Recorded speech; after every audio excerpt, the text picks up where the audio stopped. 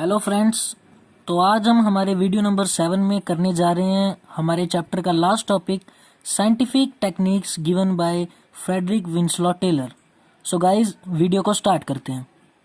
तो गाइस, इसमें पहली टेक्निक है फंक्शनल फोरमैनशिप। गाइस, हमने फर्स्ट चैप्टर में पढ़ा है कि जो फोरमैन होता है वो हमारे highest ranking worker and lowest ranking manager के नाम से भी हम उन्हें समझ सकते हैं। ये टेक्निक गाइज एक्सटेंशन है principle of division of work की, जिसमें guys the task of supervision is divided into several specialist foreman and each function और we can say each task is assigned to a particular foreman. तो guys इतना देख के हमें ये तो समझ आ गया कि जो हमारा फोरमैन है वो एक ऐसा सेंट्रल पॉइंट है जिसके हम कह सकते हैं इर्द गिर्द सारा प्रोडक्शन, प्लानिंग, इम्प्लीमेंटेशन सब कुछ जो उसी के ऊपर बेस्ड है, उसी पे डिपेंड करता है गाइज।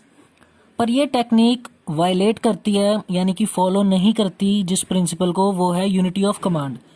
उसमें गाइज हमने पढ़ा है कि वर्कर को एट वन टाइम सिर्फ एक ही सुपीरियर से कमांड मिलनी चाहिए, लेकिन इसमें गाइज 8 फोरमैन हैं, यानी कि हम कह सकते हैं कि 8 सुपीरियर हैं जिनसे एक वर्कर को कमांड मिलती है, यानी कि एक वर्कर को 8 सुपीरियर के अंडर पुट किया जाता है, जिनमें 2 डिवीज़न है, एक प्लानिंग इंचार्ज और एक प्रोडक्शन इंचार्ज।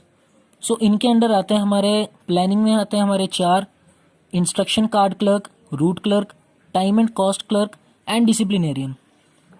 इंस्ट्रक्शन, जैसे कि गाइज नाम से ही पता लग रहा है कि इंस्ट्रक्शन कार्ड क्लर्क का काम है drafting instructions for the workers, कि कैसे हमें प्रोडक्शन को प्रोसीड करना है, उसका क्या प्रोसीजर होगा, और उसके लिए इंस्ट्रक्शंस देता है हमारा इंस्ट्रक्शन कार्ड क्लर्क। उसके बाद गाइज रूट क्लर्क जो होता है वो स्पेसिफाई करता है पर्टिकुलर प्रोडक्शन रूट, कि किस रूट से प्रोडक्शन की जाएगी। वो लेबर इंटेंसिव रूट भी हो सकता है या कैपिटल इंटेंसिव भी। फिर आता है हमारा टाइम एंड कॉस्ट क्लर्क। ये प्रिपेयर करता है time and cost sheet, planning करके कि कितना टाइम लगेगा और कितनी कॉस्ट हमारी इनकर हो सकती है किसी भी प्रोडक्शन के टास्क में। और लास्ट आता है गाइज हमारा फोर्थ, डिसिप्लिनेरियन। ये इंश्योर करता है कि अच्छे से प्रोडक्शन प्रोसेस में डिसिप्लिन है या नहीं, और फिर एक्शन लेता है। फिर आता है गाइज हमारा प्रोडक्शन डिपार्टमेंट। इसमें भी 4 फोरमैन होते हैं।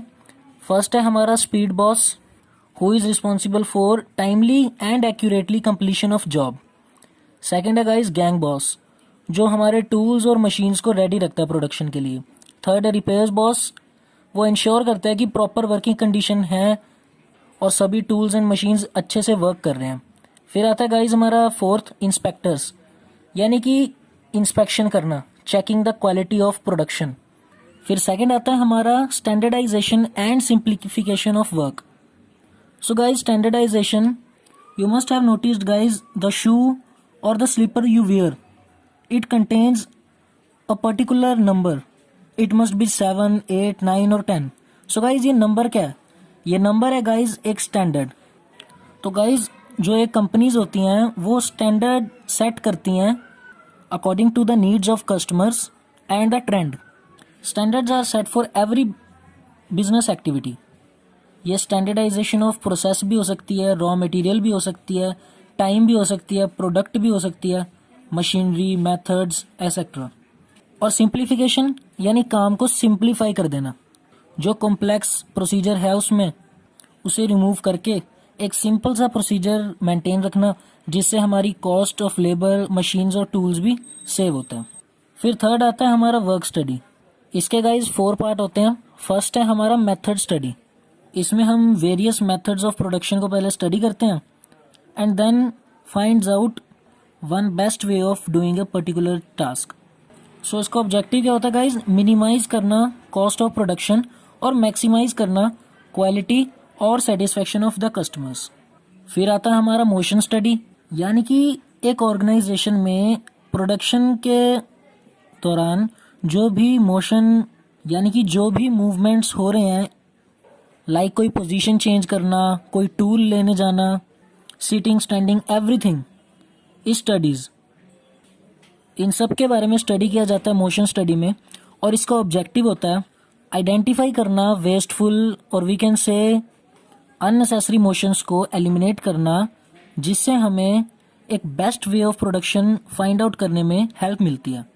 जो हमारे टेलर थे उन्होंने stop watch, different colours, different symbols को यूज़ किया इन मोशंस को इंडिकेट करने के लिए। हमारा थर्ड आता है गाइस टाइम स्टडी। ये हेल्प करता है to find out the standard time taken by the workers to complete the job. Under this technique जो हमारा जॉब या जो भी हमारा ऑपरेशन प्रोडक्शन का हम परफॉर्म कर रहे हैं उसको स्मॉल स्मॉल टास्क में गाइस डिवाइड किया जाता है और उसके बाद स्टैंडर्ड टाइम फिक्स किया जाता है उस पर्टिकुलर जॉब को परफॉर्म करने के लिए। फॉर एग्जांपल टाइम स्टडी से हमें यह पता लगा कि पेन बनाने का यानी कि पेन मैन्युफैक्चर करने का, प्रोड्यूस करने का जो स्टैंडर्ड टाइम है टेकन बाय अ वर्कर वो है 1 घंटे में वो 150 पेन प्रोड्यूस कर रहा है। और 6 घंटे अगर हम मान के चलें, सपोज कर रहे हैं फॉर एग्जांपल कि जॉब का जो उसके वर्किंग आवर्स हैं सब कुछ एक्सक्लूड करके लंच टाइम वगैरह, ब्रेक्स वगैरह, वो हैं 6 आवर्स, यानी कि एक दिन में जो स्टैंडर्ड प्रोडक्शन ऑफ पेन्स है वो है हमारा 900। और एक दिन का हमें स्टैंडर्ड प्रोडक्शन करना है पेन्स का, जो हम स्टैंडर्ड परफॉर्मेंस अगर हम देखें वो है 9000 पेन्स। सो गाइज ये स्टडी डिपेंड करती है कि वॉल्यूम और फ्रीक्वेंसी क्या है टास्क की, और ये हमें हेल्प करता है ये डिटरमाइन करने के लिए कि हमें कितने नंबर ऑफ एम्प्लॉयज़ को रिक्रूट करना है अगर हमारा स्टैंडर्ड अच्छे से फुलफिल नहीं हो रहा तो नेक्स्ट है गाइज हमारा फोर्थ फैटिग स्टडी। इसमें गाइज हम ये देखते हैं कि a person is bound to feel tired physically and mentally. जैसे वो कंटिन्यूसली कि अपने टास्क को परफॉर्म करता है सो पॉसिबिलिटी हो जाती है कि वो फिजिकली एंड मेंटली थक जाए, तो उसे रेस्ट चाहिए होता है। सो प्रॉपर स्टडी से हम ये डिटरमाइन करते हैं कि एक टास्क को कंप्लीट करने के लिए कितनी फ्रीक्वेंसी होनी चाहिए रेस्ट की, यानी कि कितनी बार रेस्ट दिया जाना चाहिए और कितने अमाउंट होना चाहिए, यानी कितनी देर का, 30 मिनट्स, 45 मिनट्स और 1 hour, depend on the nature of the job performed by a worker. Fourth है गाइज हमारा डिफरेंशियल पीस वेज सिस्टम। ये एक बहुत ही स्ट्रॉन्गेस्ट मोटिवेटर होता है गाइज एफिशिएंट भी और इनएफिशिएंट वर्कर्स के लिए भी to perform according to standards. इसमें गाइज जो एफिशिएंट वर्कर्स है यानी कि स्टैंडर्ड परफॉर्मेंस जो अपनी प्रोडक्शन कर रहा है उसको दूसरे रेट पर 50 यूनिट्स प्रोड्यूस करना एक स्टैंडर्ड परफॉर्मेंस है। एक वर्कर है जो 60 प्रोड्यूस कर रहा है और दूसरा वर्कर है जो 40 प्रोड्यूस कर रहा है।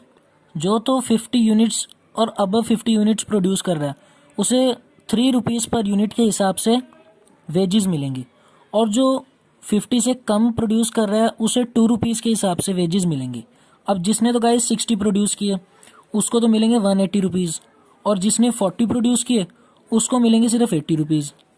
यहाँ पे सिर्फ 20 यूनिट्स के डिफरेंस से 100 रुपीज़, यानी कि सिर्फ 20 यूनिट कम प्रोड्यूस करने से 100 रुपये का डिफरेंस आ गया वेजेस में। सो इससे उस इनएफिशिएंट वर्कर को भी मोटिवेशन मिलेगी कि हाँ मैं भी अच्छे से परफॉर्म करूं ताकि मुझे भी ज़्यादा वेजेस मिलें। सो गाइज इस वीडियो के साथ हमारा चैप्टर कंप्लीट होता है। आज हमने पढ़ा है साइंटिफिक मैनेजमेंट, कि अगर हमें साइंटिफिक मैनेजमेंट में साइंस को अच्छे से अप्लाई करना है तो उसके लिए क्या क्या टेक्निक्स हैं। इसमें एक और टेक्निक भी गाइज इंक्लूड कर देते हैं कई बार, वो है हमारा मेंटल रेवोल्यूशन, यानी कि चेंज ऑफ माइंडसेट, या हम कह सकते हैं outlook of both management and worker towards each other. So guys मिलते हैं नेक्स्ट वीडियो में।